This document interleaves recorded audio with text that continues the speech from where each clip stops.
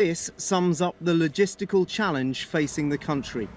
Vital supplies of personal protective equipment at a firm in Birmingham. This has come halfway round the world from China, complete with a rallying message of support. But some of it is being shipped back out to Europe because the government has been too slow to buy it, according to those who deal with these supplies. Many of our member companies have been quite frustrated with a to and froing of emails. Once they've got through to the right person, then there's still questions to be answered. In other cases, yes, there's been stories about the equipment going abroad, but of course, in some cases, those are valid contracts that they may have had, and they're fulfilling those properly because there's a need everywhere for this equipment. It's the kind of supply chain problem Dominic Raab was asked to explain at a Prime Minister's questions unlike any before. Just 50 MPs in the chamber, the rest online. There's a pattern emerging here.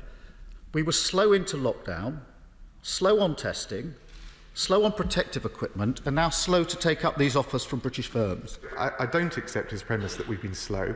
We have been guided by the scientific advice. In some cases, the government's being accused of missing out on supplies because they simply haven't responded to offers. One company in Merseyside claims it had secured 10 million masks like this, but never heard back from ministers. People have been made aware of these masks being there and being there in a professional international trade tool ring-fenced context. And the fact that nobody even got back to me, that I had no call, no email, no nothing, I found that very frustrating, I have to say.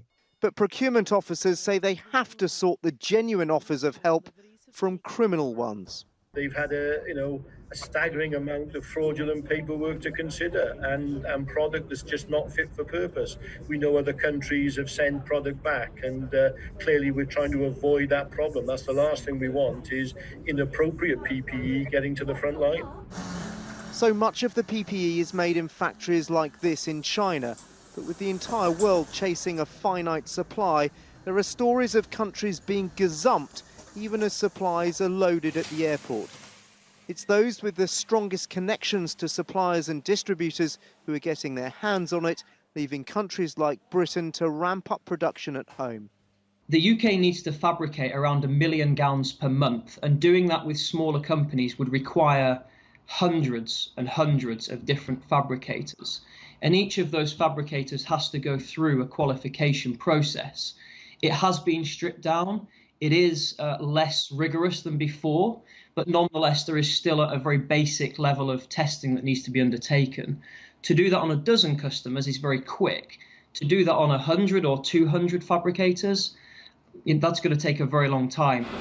7.5 million metres of material for protective gowns will start rolling off these machines tomorrow.